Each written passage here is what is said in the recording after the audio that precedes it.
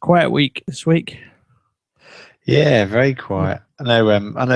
I'm sure Gary will have a lot to say about the developer story, but I thought Mobile World Congress was a bit of an anticlimax. Yeah, definitely talk about.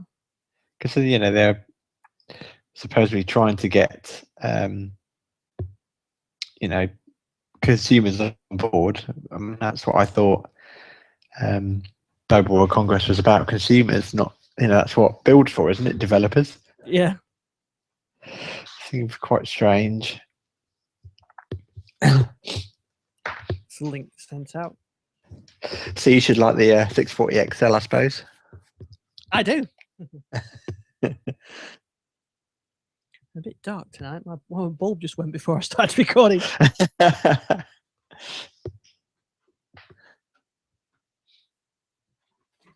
My room's got too much stuff in it. Put the light in, I think. Hang on.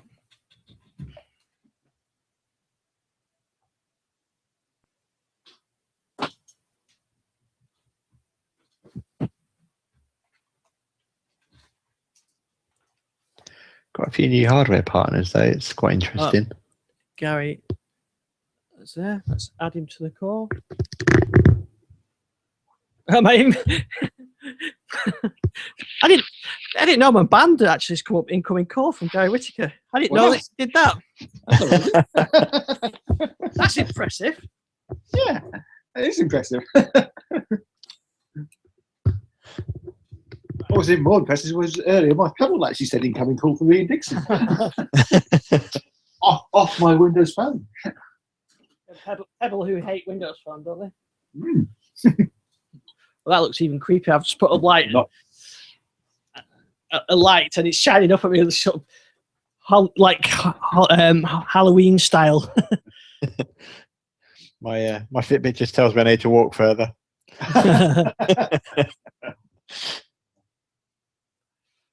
Okay, so that'll do. Right, I've sent the link out, so the recording, streaming, everything's going. So Gary and Jason, good evening. Good evening. Good evening to you. How are you? Okay, good. Little bit underwhelmed, as we were saying before, but we can talk about that in the show. Yes, I think me and you are underwhelmed. I think Gary is excited. Well, yes. I am. Let's put me in the middle then. I say you're underwhelmed. Gary's excited. I'm somewhere in the middle. So, all right, plenty to talk about this week. Mobile World Congress started this week for all the phone announcements and things. So there was announcements from I think all the phone providers, HTC, Samsung, Nokia, Lumia. Sorry, not Nokia. Microsoft, Lumia. Microsoft just. I don't know. But anyway, the ones that we're interested in was the Microsoft stuff, and actually also the Asus stuff as well. We should have a talk about as well. Plus some of the other stuff like a universal version of VLC that finally works on the Surface 2. Not too little, too late at all. Yeah, exactly. So where should we start with? So let's talk about the Microsoft stuff first, and then we'll talk about the Asus stuff as well. So just to start off on that. I don't know if you saw this, but there was a blog post. I think I can't remember if it was on the Windows blog or just a generic one. I can't remember how I stumbled across it, but I thought it was really interesting how they didn't talk about specific devices like phones or tablets or PCs. What they seem to be calling is a new phrase, which is a catch-all, which is a mobile broadband device. Oh, I didn't notice that. It was like, I mean, normally they say, on phones, on tablets, and 2-in-1 devices, but they were just doing an all-encompassing, basically, Was that focused at MWC by any chance? I think it was, yeah. So that makes actually sense because MBD is actually an industry term. Right, I've got you. Which is used by a lot to refer to data devices. Right, maybe that's it. Yeah. But there's still a bit of. I noticed during the Microsoft presentation, they're still trying to get the wording right, aren't they? Which Windows 10 for phone or Windows Phone 10, or there's still a little bit of confusion around that.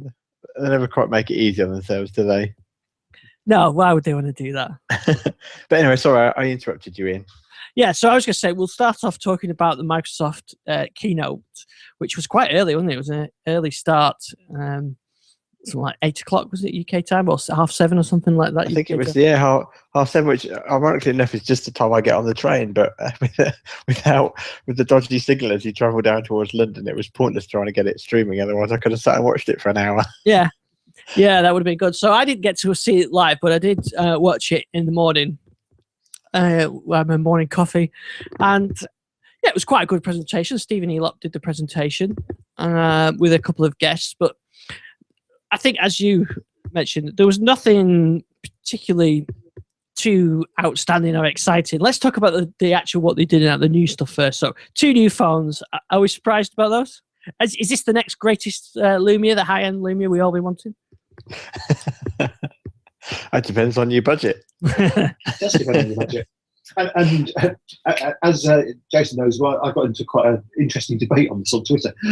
And I had telling a couple of people, wasn't he? I totally accept that Microsoft do need to bring out a high-end hero phone, as Josh Bond likes to call it. But it's not where they're going to make the most money. The hero phones make very little money going forward. The 640, which is one they actually now is going to make an awful lot of money. Did you actually know it got awarded the best in show? No, I didn't see that. I saw something on the Surface Pro 3. So Surface Pro won best tablet device, I think. And and I think it's the first time a Lumia was actually won. So I'll have to double check. And they're 1020 there.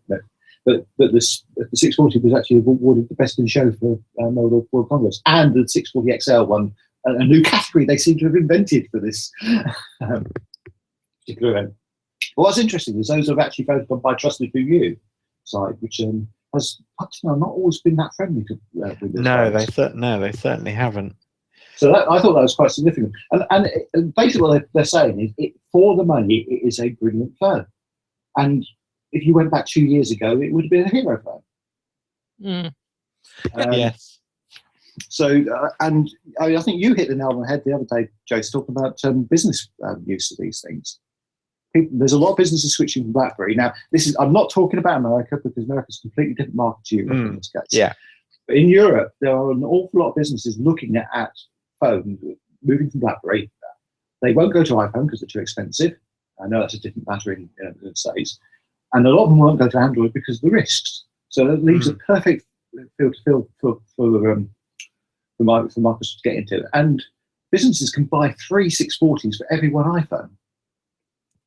Yes, yeah, and also a few places recently that I've been at, as there's been murmurings of introducing Office 365, kind of extending the Active Directory sync out to Office 365 for single sign-on, and maybe even moving Exchange out there, and certainly using it for SharePoint and collaboration and Link, etc. So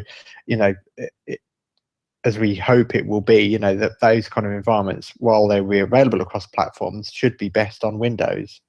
And also, again, with enterprises, there still isn't an alternative for desktops to Windows. So, it makes sense for them to be adopting, Windows phones, because it is now much more business orientated. And price plays a huge point as well. I mean, you can't get a decently performing Android phone for the same price. No, that's it. I mean, the one thing with Windows Phone has always been that consistent experience across all hardware levels. And I think I do get the argument about a hero phone, and I think we'd maybe in a different position if the Lumia 930 had appealed to a much wider audience. I think the 930 is a really nice hero phone. I really like mine, but I think the design of it and the bulk of it kind of put people off. But yeah.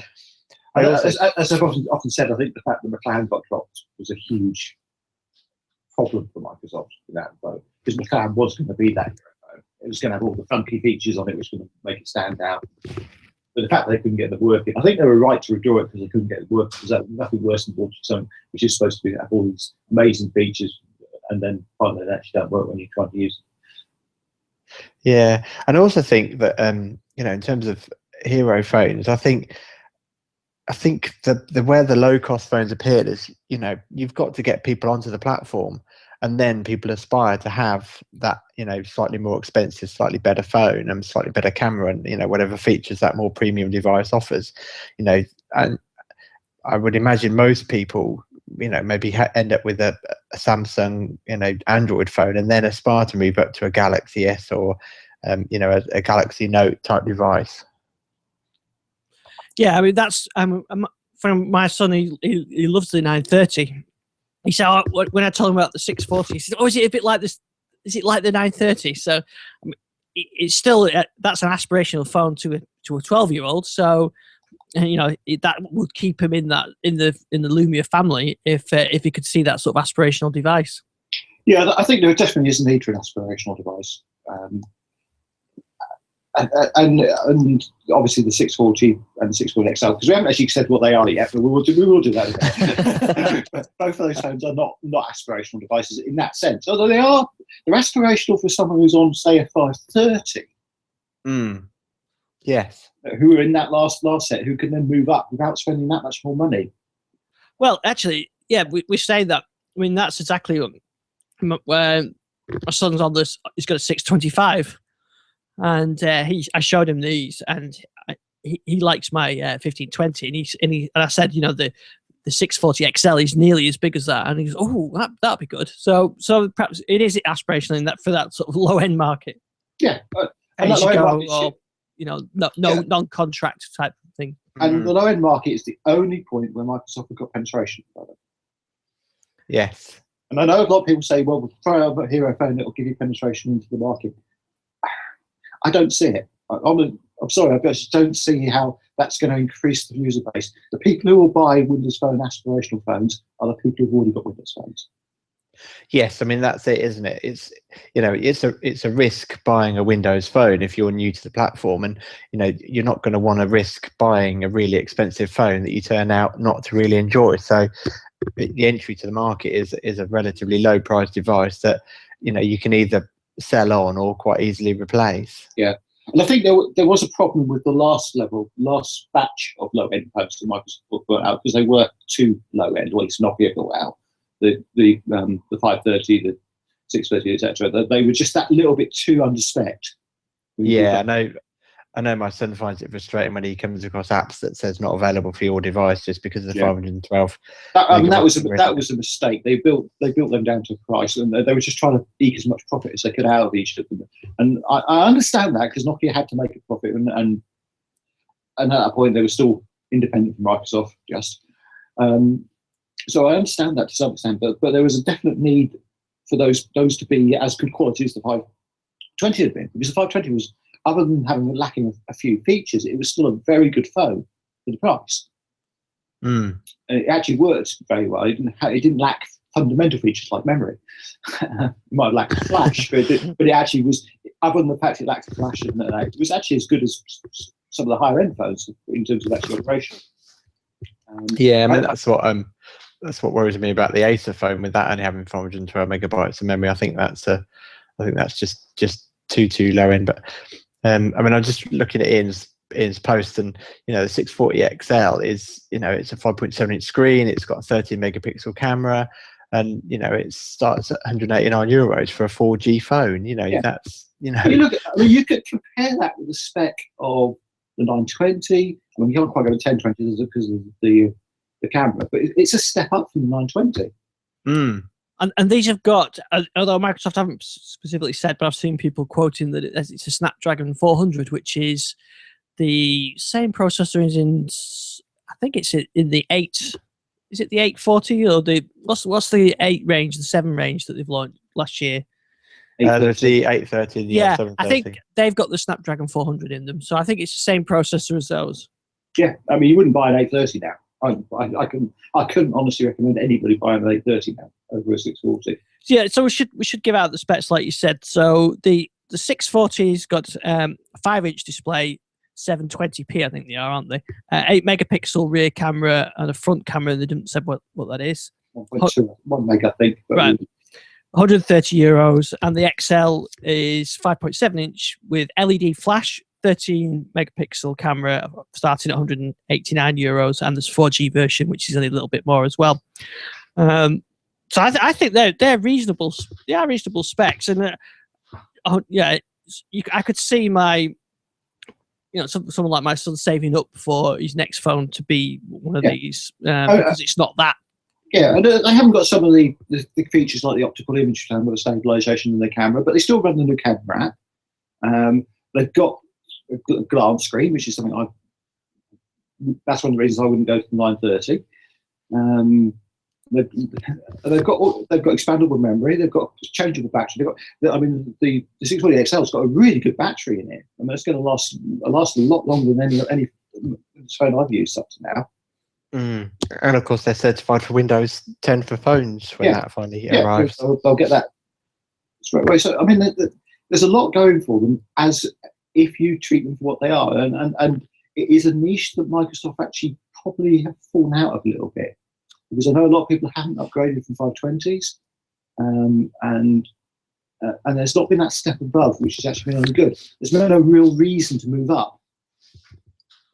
Yeah, and of course the other thing we haven't mentioned is that I think it's both phones include a year's Office 365. Yes, that makes sense. And of course that's the full Office 365 personal, isn't it? So you get that from you don't just get that for the phone, you get it for a PC and the tablet as well. Yeah. I mean, it's crazy. It's like my Lynx 8, isn't it? That same deal. It's really impressive deal to get for that. It's really surprised. And of course you also get your Skype calling minutes as well.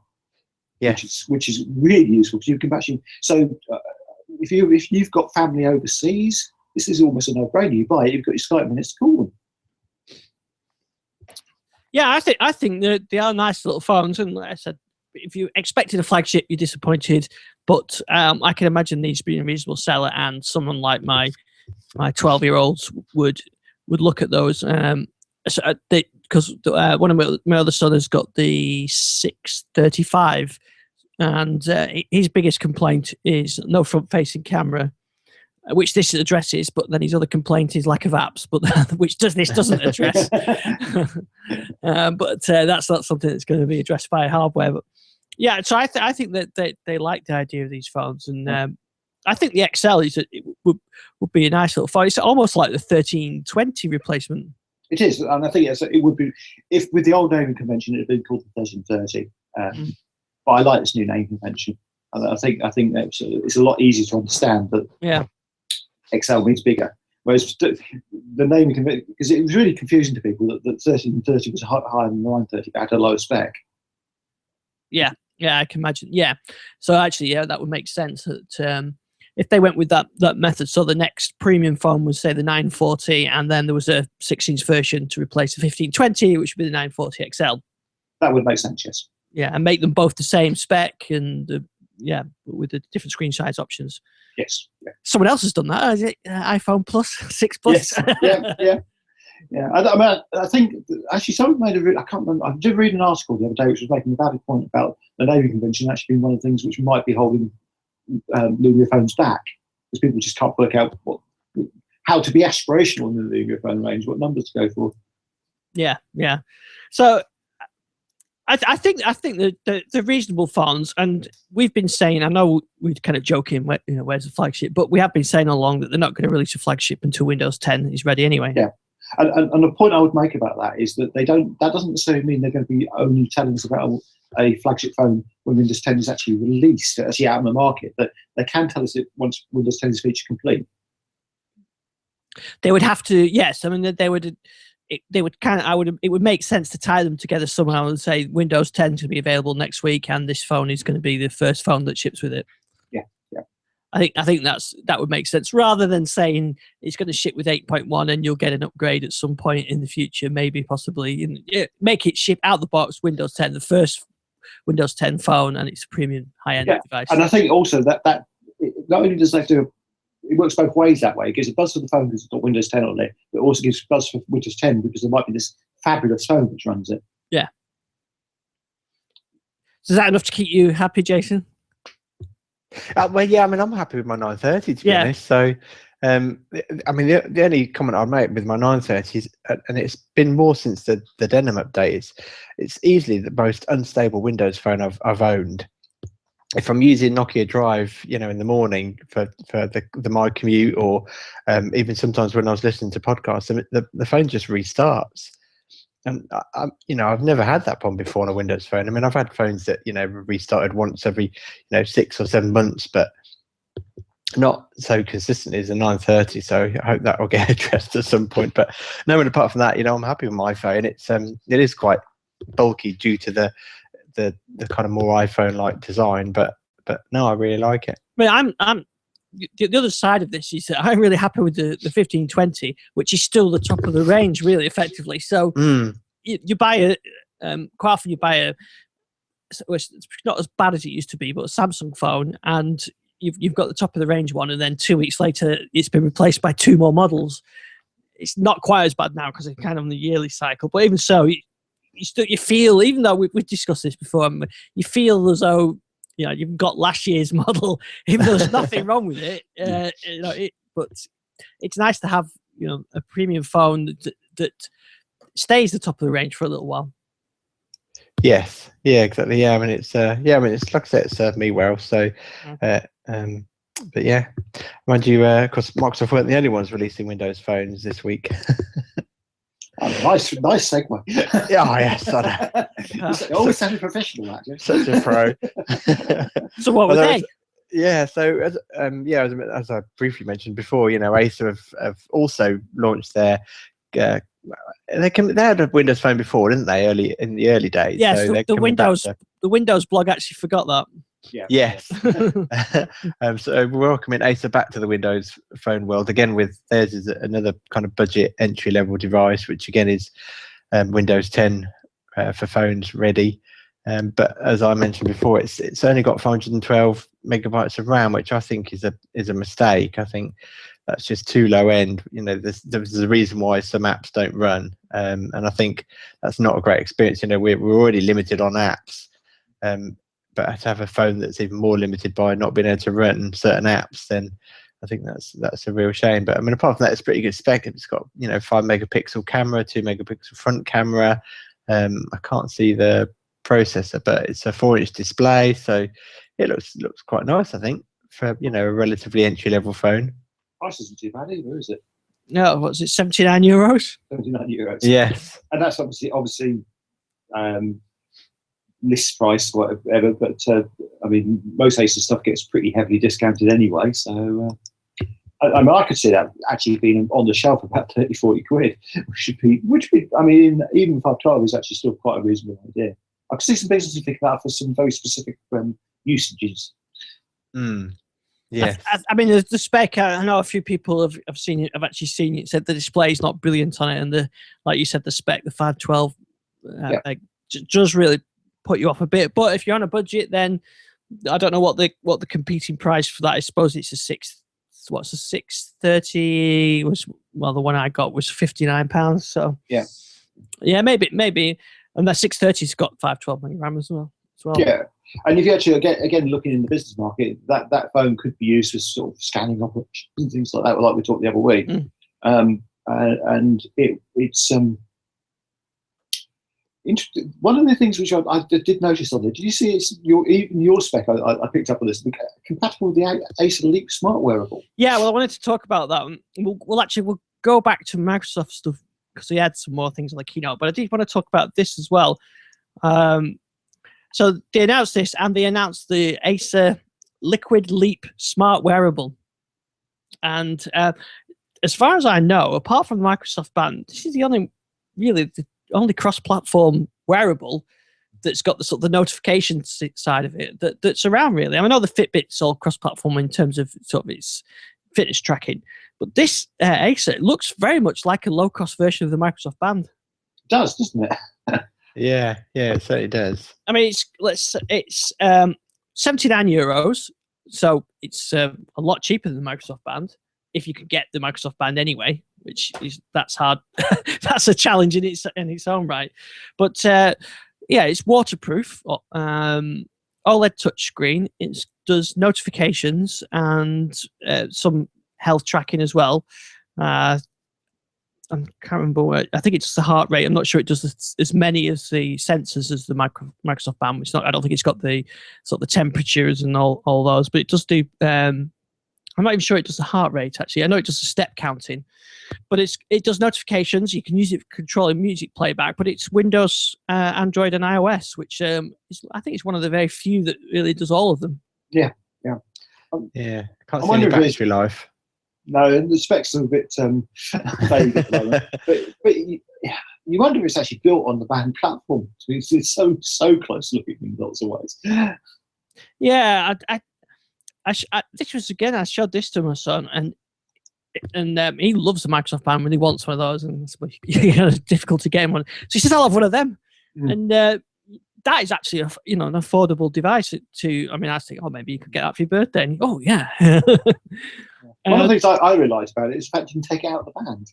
Yes, it pops out, doesn't it? So whether you can buy different bands or they supply different ones, it seems like a low-cost version of it. Even the design of it's similar, isn't it? It's a thin band, but I do like the idea of it. It's 1-inch screen, isn't it? So I do like the fact that you're not tied to one particular platform. So if you use an Android phone, it works with that, or an iPhone, it works with that, or a Windows phone, it works with that, and straight away they offer all three. So they don't mention whether it ties in with the Microsoft Health platform, but I don't see why they couldn't do that, and then you can get the analysis and things like that. So I think it's a nice little device, and I don't know what the Fitbit pricing is, but it's about similar. It's pretty competitive, yeah. So it certainly competes up with the Garmin Smart that I was talking about the other week, which I still do really like, but it doesn't only offers about the same sort of amount of stuff, and is about €50 more expensive.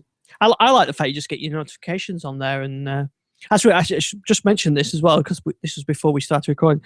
When you get an incoming Skype call on Windows Phone now, it actually comes up on the band as a normal phone call, and you can do the things you would do, like dismiss or answer and whatever. So I didn't know that until tonight, so we started. Makes a lot of sense. Yeah, but yeah, I think that's a nice little device, and And as I said, I got notification of the Skype call on my Pebble from my Windows Phone. and if you dig on the Pebble developers blog, you can just about work out on developers forum. You can just about work out how to do that. I can say no more. But Jay, you've got a Fitbit on you, Jason. I have, yeah, just the one that just with the flashing lights. But at this price, is that something you'd be interested in for the sort of the notification side of things?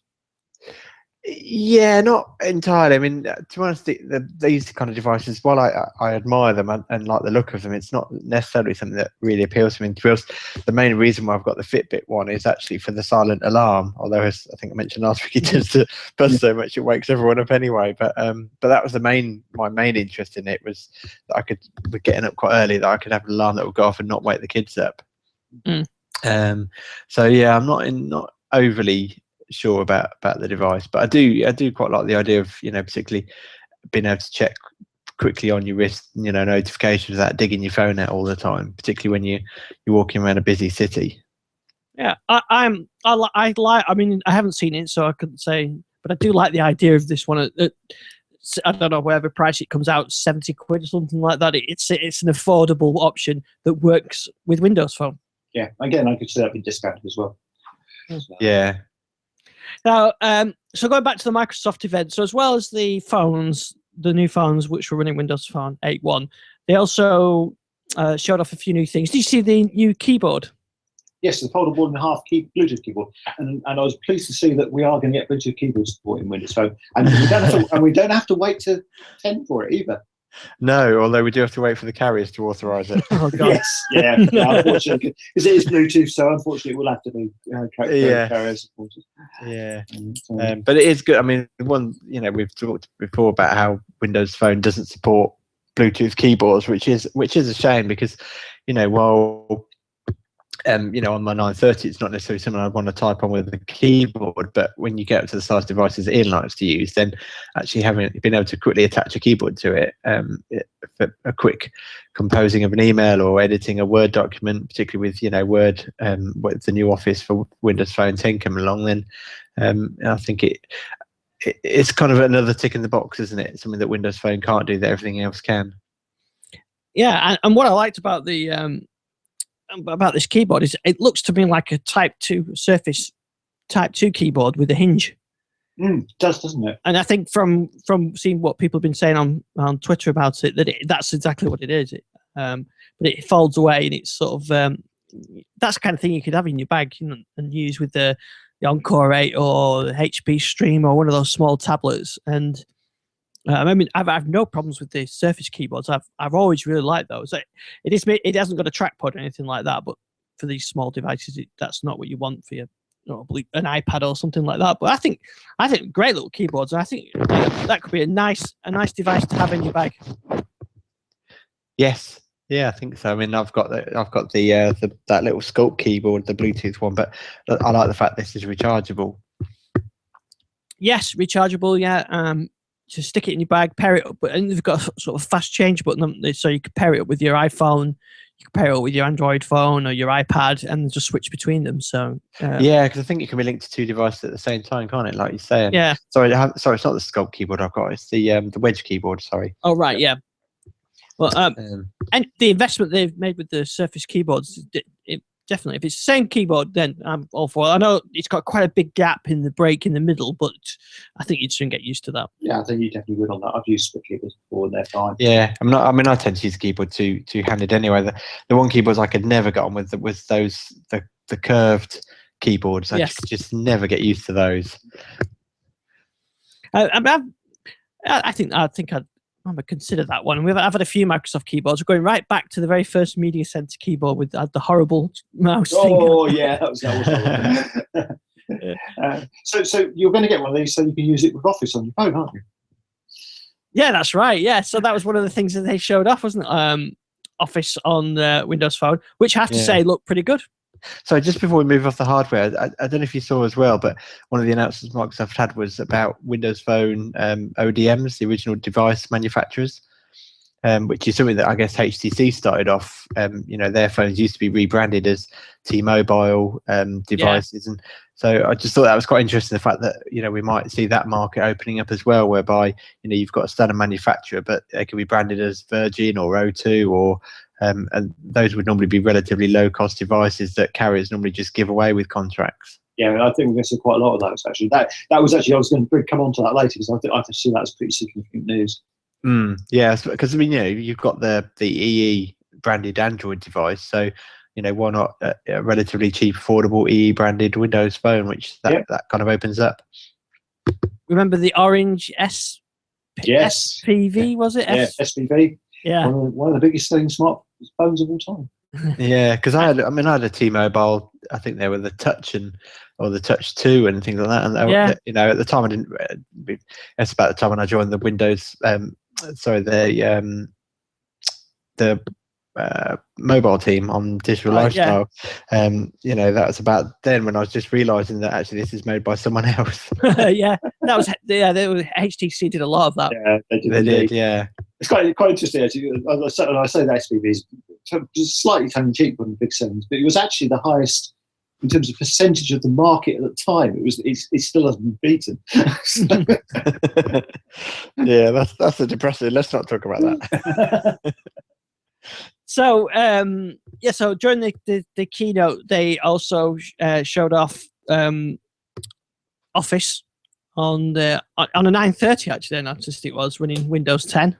Which how have they managed to get that? It's not a supported device. Yeah, I believe that the problem is, isn't it? It's the upgrade that they can't do. If you can actually image Windows Phone 10 onto the 930s and those other phones, but it's the upgrade that it can't do. Yeah, that's what's confusing a lot of people. But yes, I was quite envious of seeing that.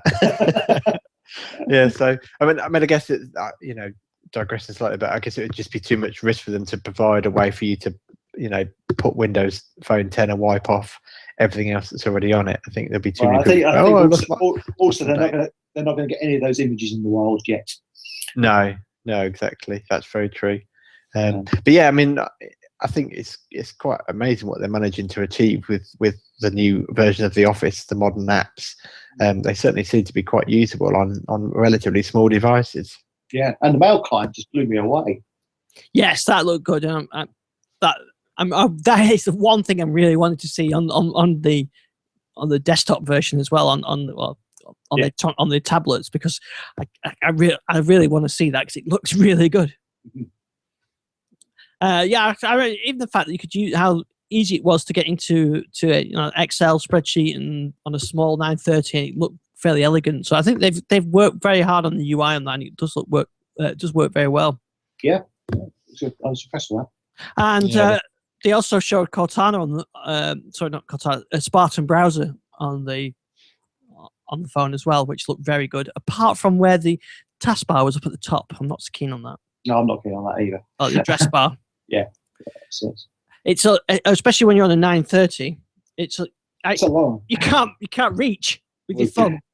So I mean, I'll show it on for the video, but you can picture it. So I'm left-handed, so I tend to hold the phone in my right hand, and I'm browsing. You can use your thumb to scroll up and down, but you can't reach that top corner at all. It's totally inaccessible with one hand, but the bottom is fine. So if you're browsing, then there's no need to go up to that top corner. But hopefully that's just a preference option. They can drop it up or down.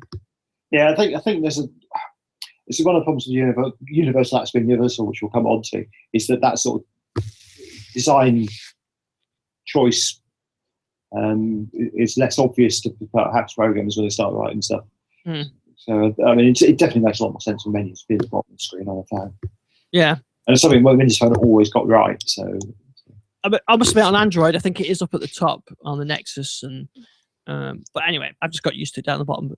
But I think but they also made sort of great effort to show how well things were synced together. Didn't they? They showed the Universal Maps app where you could search for it on your tablet, and then it would show up on the phone to save you searching again, which I think is a nice idea. And I think Google now does that when you search on one thing, it shows up on the other device. But I think that's smart, and I think they did quite a few demonstrations of how the things were synced together. I think Cortana was shown as well, wasn't it?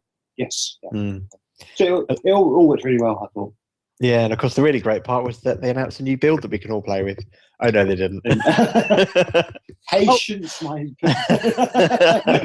patience. Yeah. Do you remember last week how confident I was that we were going to build? Yeah. I think Ava said the tweet on Friday said, "Is it still coming?" Yeah, I was pretty confident last week as well, but it wasn't coming.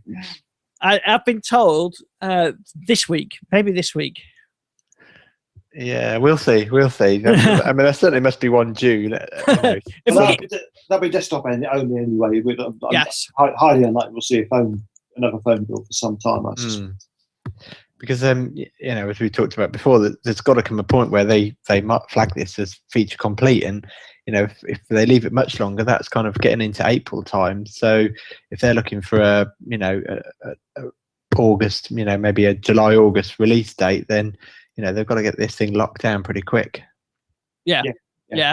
I was hoping they were going to announce the new build in the keynote, but maybe this week. I keep my eye on that check for build update button. I think, what else did they show off? They showed off the Surface Hub. Great, very nice. And still want one. Still want one. Not getting one. And there was a brief mention of HoloLens and a little video. Still want one. Do want one of them, yeah. Actually, if I got HoloLens, I don't need the Surface Hub because I can simulate it in my HoloLens. Yeah, that's true. In fact, you don't really need a new flagship phone, do you? Because you can have a virtual phone superimposed over your old phone. Indeed you can. So overall, it wasn't the most exciting keynote, but it did show, I thought, sort of the progress that they've made with Windows 10, and especially this thing that they're going to be pushing heavily come to build of the Universal app, and I think they highlighted how that could be. But there was some developer events there as well. There was a very special developer event which was heavily oversubscribed and very difficult to get into. So this was basically to launch what they call the Universal App Platform, UAP, which is incredibly confusing as an acronym. But this is what was WinRT, not to be confused with Windows RT. WinRT is the underlying API. So UAP is a superset of WinRT, and it is I've often complained with program that universal apps aren't universal because you can't just write one app. You have to write multiple apps. Well, you actually with UAP you can just write one app and just get your design to be what they call reactive UX. So it actually responsive UX. So it actually responds to what's around it and changes shape and size depending on what platform it's going on. But you can still write platform-specific UI as well, so that's quite good. But that should speed up the development process for a lot of things. Yeah, and I noticed, like you said, that was the one thing that stood out for me. There's been this concept of universal apps, which we've kind of talked about, where they're not really, they're kind of apps linked together in the store, but this time these are one code base, and it's not even conditional format. It's kind of it's responsive design, isn't it, in the UX? So you can say that you can look at the kind of screen you're on and optimize the flow. There's lots of clever stuff, and they've added some extra controls to it, which make it a lot easier to actually do some of that stuff as well. And interestingly enough, the whole UAP controls are actually designed to change depending what whether you're in tablet mode or non-tablet mode. So a lot of them change react. So there's a whole lot of stuff in there which is really clever. It actually reminds me a bit of Xamarin Forms, the way it works in terms of changing depending what it's running on. And of course, they mentioned as well, these will run on the Xbox, won't they? Yes. Well, when they open it up. When they open it up, yeah. And possibly on the Raspberry Pi too. Yes, they did mention that, actually. Yeah, they did. So I think I'm really excited about that. I said that on Twitter the other day, that was the most exciting thing of MWC.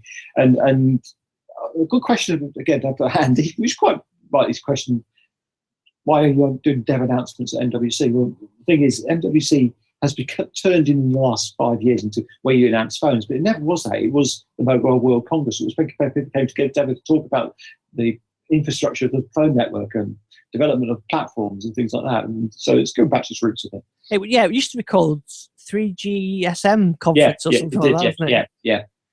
So phones used to get announced there, but it wasn't the be on all end, wasn't it? Yeah. Which it is almost now.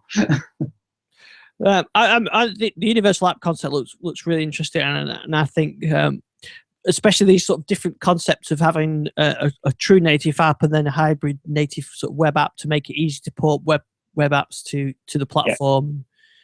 I mean that's a better implementation called Cordova, really, which was the phone gap was, which is so that's good to see that coming in. Although I still don't think they're going to be as good as the native apps, and to be honest, it's going to be so easy to generate native apps across platform by bother doing web apps. I guess it's because the native the universal apps are basically C#. And this might be a handout to those people who like their JavaScript and HTML. Yeah, and I should mention as well, really, that we've mentioned it before, but XAML is really back now, isn't it? Oh yeah, definitely. Yeah. After being frowned upon for a while. Yes. So XAML's the markup language behind the apps. So yeah. And the new start menu is written in XAML, isn't it? Yes, it is. Yeah, so it's also which obviously is a universal app. Of course, yeah. So I mean, it just makes sense. It makes a lot of sense, and they're simplifying it as well. There's a lot of stuff which was really difficult to do in the old store apps. It's going to be a lot easier to do in this universal app program. We've only seen 2 little tiny announcements really about it, sort of tiny bits of new UI, and both of those look really useful. I guess we'll find out the full details at the build. Yeah. And then for tooling that, then, so it's a new version of Visual Studio you'll need. Yeah, I'm sure there will be. Well, not necessarily. I mean, VS 2015 is due out anyway. Yeah. So, but I think it'll be just tools going into that. So yeah, the build's going to be very exciting. We're going to see a lot more stuff there. Yeah, so it's been good. What else was there? And we see. So there was the new Samsung Galaxy S6, which, you know, just an evolution from the on that side for Android and hardware. Just one point on that one, because Jason did pick this up last week. That has come bundled with Office apps.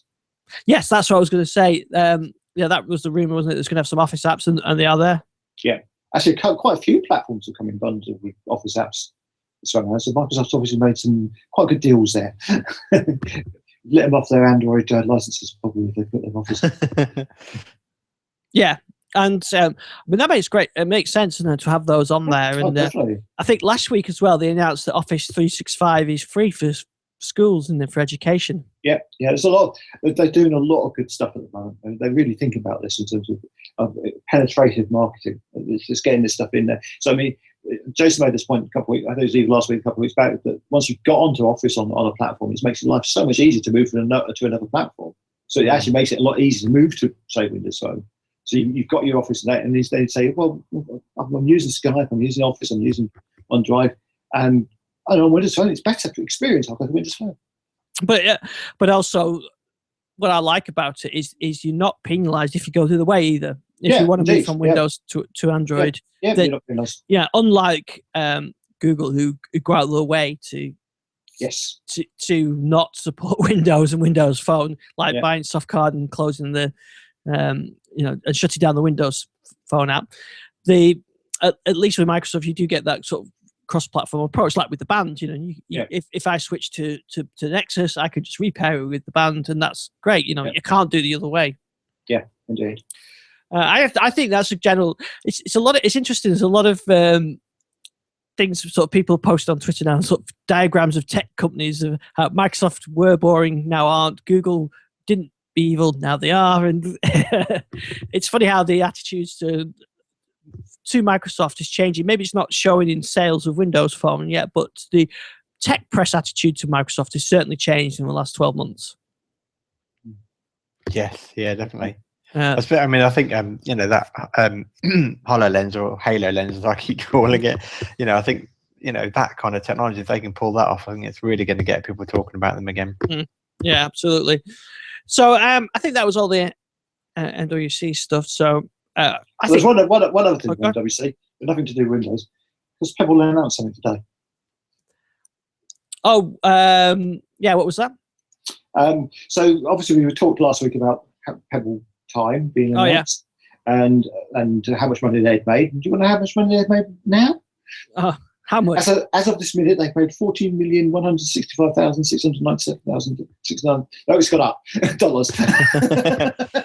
And the reason it's going up today is they announced a slightly different version of Pebble Time, the Pebble Time Steel, which is if you remember last week, my main reticence on the Pebble Time was I didn't like the design of it.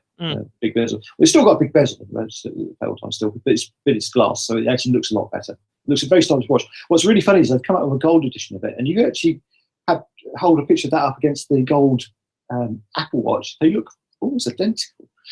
There are differences, but the styling of them looks so close. They've even got the same sort of red band on it. And someone did say that the gold edition of the Apple Watch is going to be about potentially thousands of dollars, and of course the Pebble Time Steel is going to be $299 in retail. Yeah. So there's a big difference there. But the other thing they announced as well was the idea of smart bands. So they've actually got a port on the back of the Pebble Time, which is got a one line interface on it, so you can add loads of sensors to it. So the idea is you'd actually build these into watch straps, basically. Right. And they're not doing them themselves. They just opened it up as a platform, they put the 3D printing things there, so you can see how it connects to it and how to build these straps. They partnered with a few people already, so I'm expecting to see a few announcements later on saying what those are. But everybody's sort of talking about this because there's so many things to do with that interface. I mean, you could actually just bundle one of these on top of an Arduino and talk to it. Use it as a display for an Arduino, for example, as one you could do with it. And other people, and also because you can charge from the band if you happen to put batteries in. So people can talk about having solar watch bands and things like that. So a big enhancement to the way it previously worked, what we talked about last week. So looking good.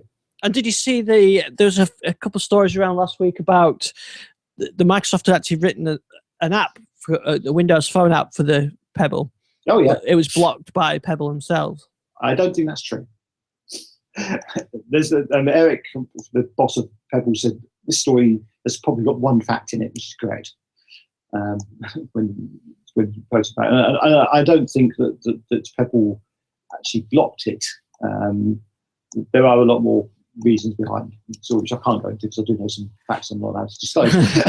but there are. But that app is out there. It is It is downloadable. It won't install from the App Store, but there may be other ways of installing it, and it may work quite well.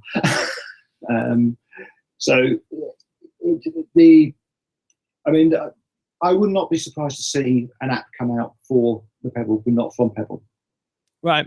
I mean, it would be great. It's a great opportunity, the universal apps, isn't it, for people that haven't developed apps to come out with a universal app as a bit, not face saving, but to say, okay, we never supported Windows Phone, but we are bringing out a Windows app. And I'm thinking like Sonos, who, it would be a great opportunity for them, even if Microsoft write it, to release an app and say, it's Xbox, PC, phone. One app. Yeah, and I think ultimately it's really hard to persuade a company to invest in writing an application for a platform that's got very little market share.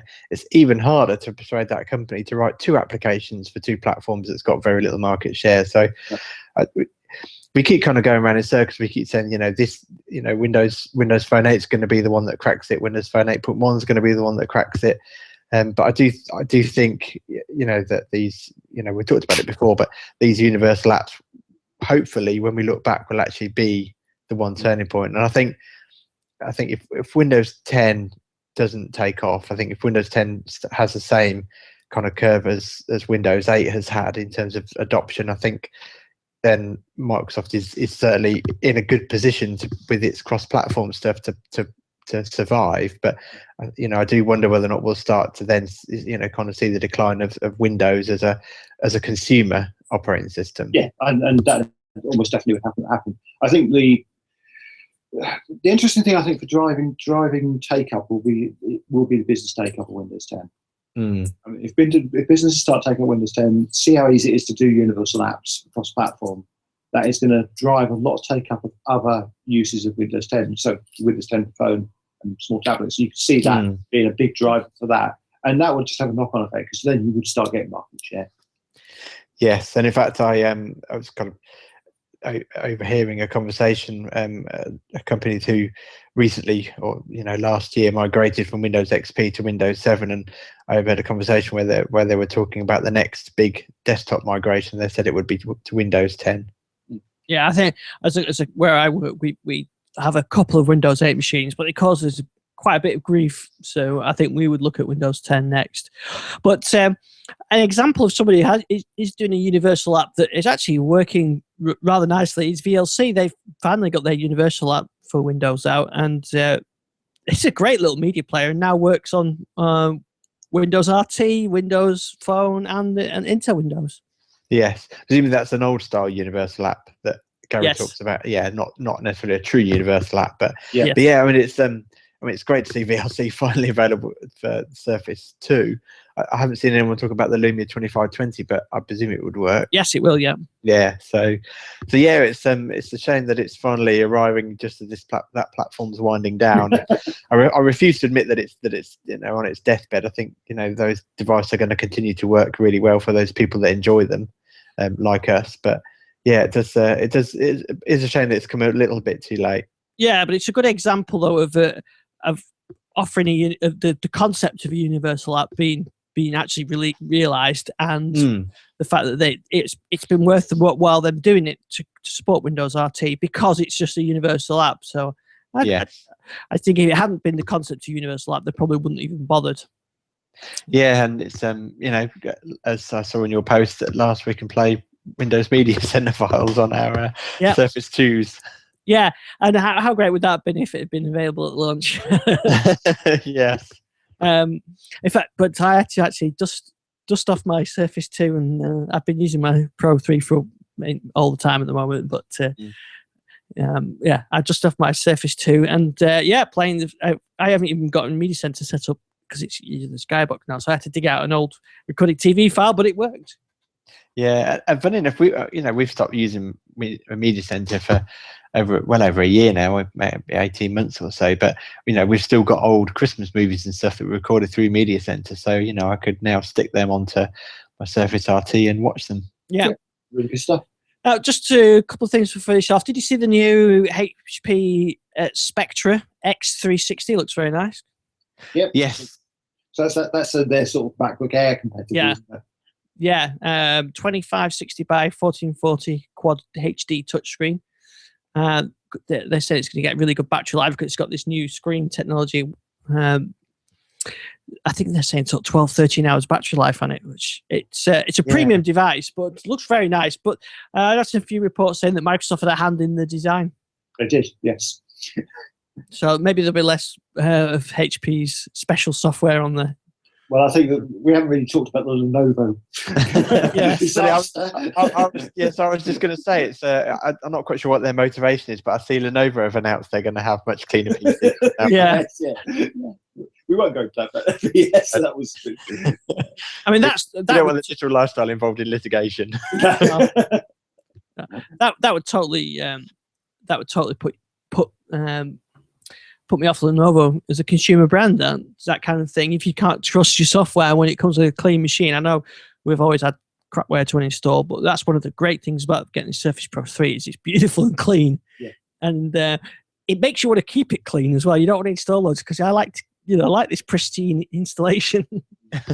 Yeah, so it does. I mean, I don't have any issue with OEMs installing software that is targeted towards, the specific graphics card that you've ordered, or, some specific hardware like a fingerprint reader. But it's all the extra stuff that, your DVD writing software and games and all that other stuff. It's just, it's going back a number of years now, but the Sony laptop that I bought for help my mum pick out and buy, that's just loaded with so much stuff. And they've got a HP TouchSmart device, which is a really nice PC, but it takes about 5 minutes for the thing to start up. And yes, I could go to the trouble of wiping it and installing it, but they've had it for a few years now, and they've got everything set up the way they want it to. And I don't want to go through that. But it's so slow at starting up, and you can see all these peripherals starting up. It's just actually ridiculous. Just remind me of something I've been meaning to mention for a few weeks. Have you noticed how that you get crapware on one Windows 8 1.1 PC? It ends up being on all your Windows 8.1 PCs because if it's a store app, it just gets replicated. Yes, I've noticed that. I can't remember where I noticed it on, but I think it's in your list of apps. I haven't got mine set to automatically installs, but I think I did on one machine. But suddenly I got some Acer machines from Acer apps from not on an Acer machine, from something I was reviewing.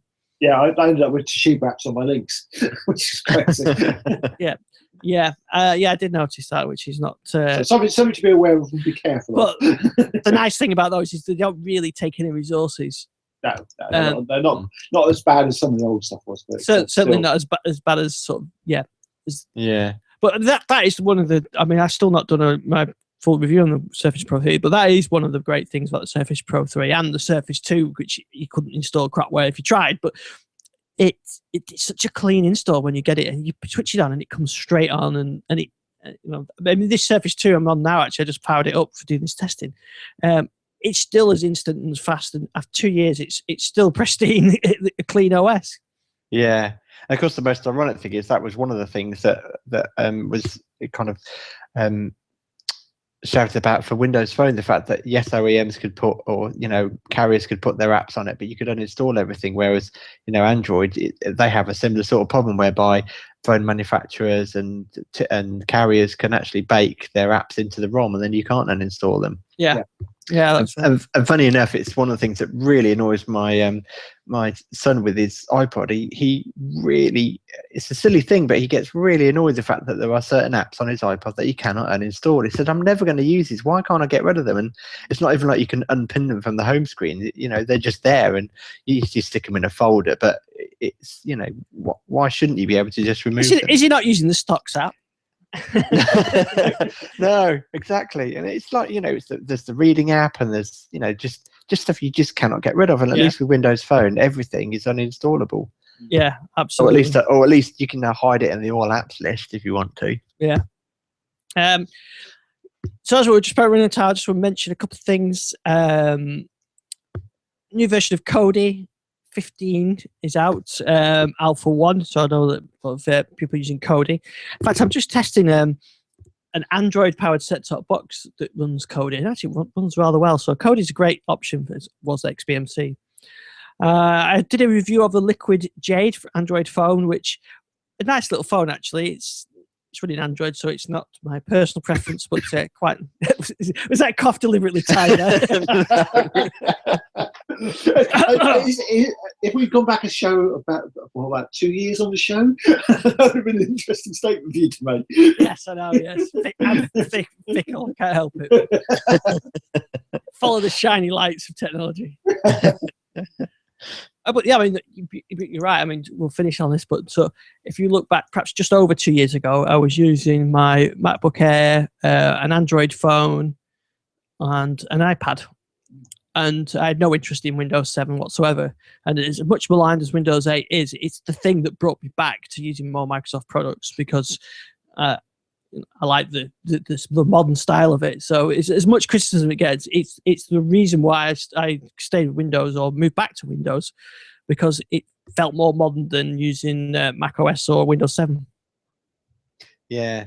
Yeah, I think, when Windows Phone originally launched, it did tempt quite a few people back to the Windows platform. I know, people like Tom Warren and Ed Bott and those, adopted it, but it is getting to that point now where those people have kind of given up waiting and are drifting away again.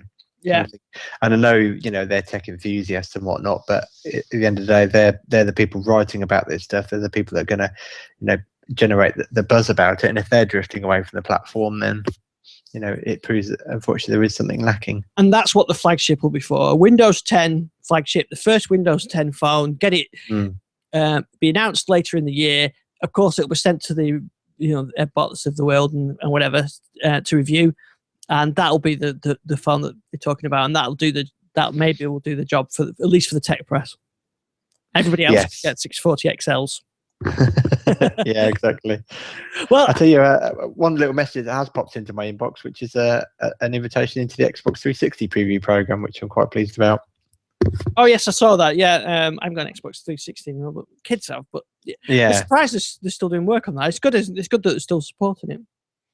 Yeah, I would still like to see them introduce a way to chat between Xbox 360s and Xbox Ones. That's something that I would like to see. I haven't seen anything about it coming, but that's one thing that would be quite nice.